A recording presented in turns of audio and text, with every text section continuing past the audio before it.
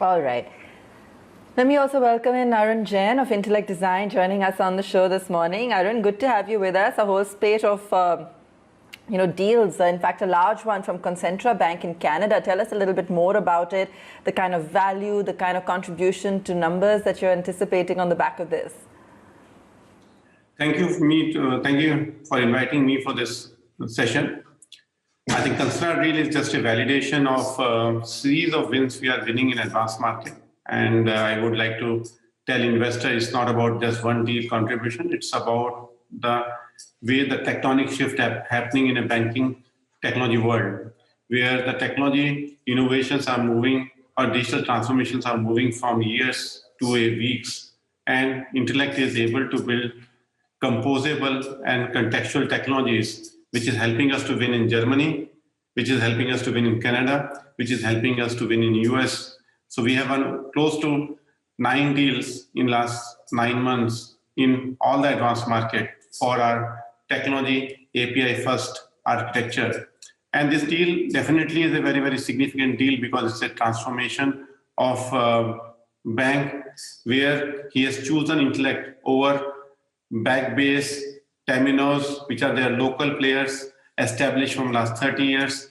So we celebrating this deal from a perspective of our entry to the large Canadian market where we can establish our footprint and our validation of 8 million hours of R&D efforts which we put in last 5 years of our journey.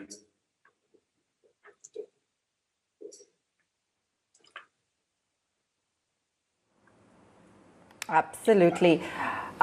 When will the benefits of this deal start to flow in for Intellect?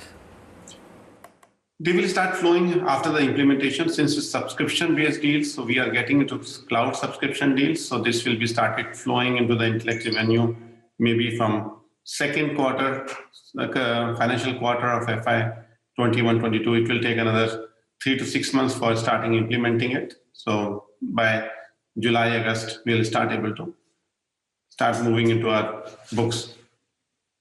So if you look at it, our cloud revenue has moved over 10% of the revenue, which is a recurring revenue. So subscription-based revenues are really the critical for growth of the cloud companies.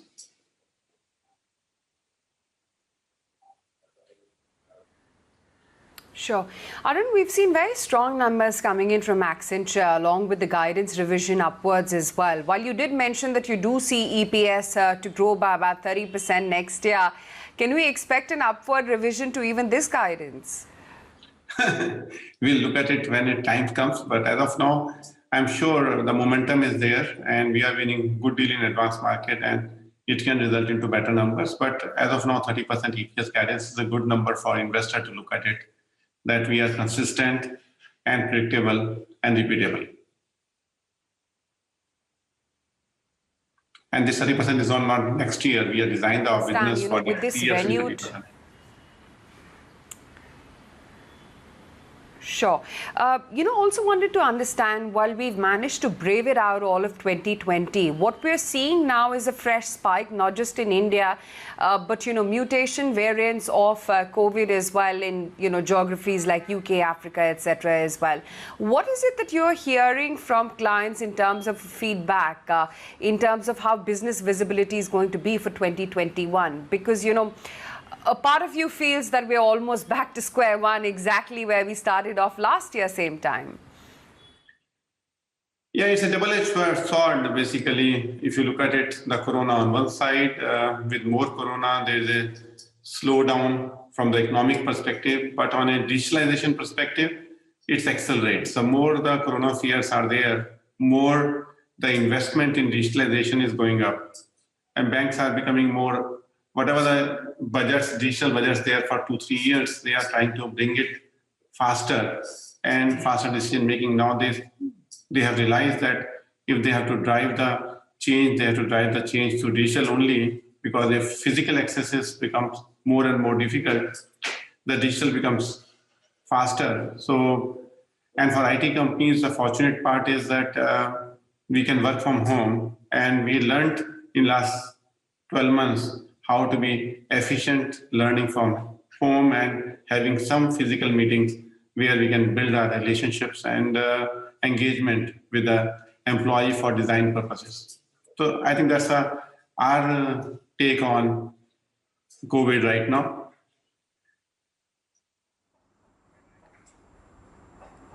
Arun, in the last 1 year, the revenue mix as well has changed. The share of emerging markets has risen to about 28%, and advanced markets has come down to 58%. The India share as well has risen. What are your demand trends across the geographies, and is there a conscious attempt to change the geography mix? These are minor variations which will happen based on our big license revenue wins.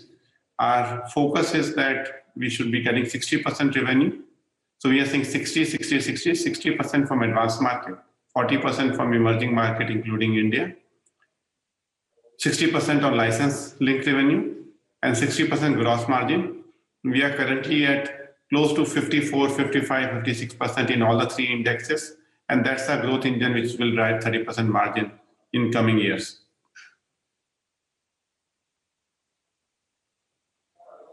Oh, okay. And what else are going to be your margin drivers? If you could just walk us through that.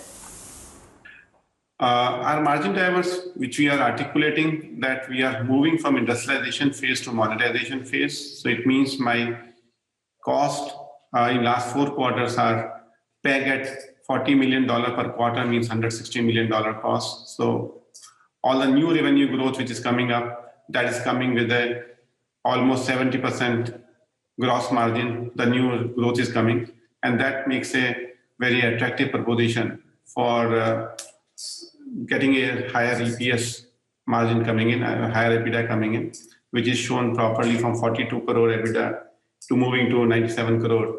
Is a kind of a journey which we went through in last 4 quarters. So that's a excitement in the company right now.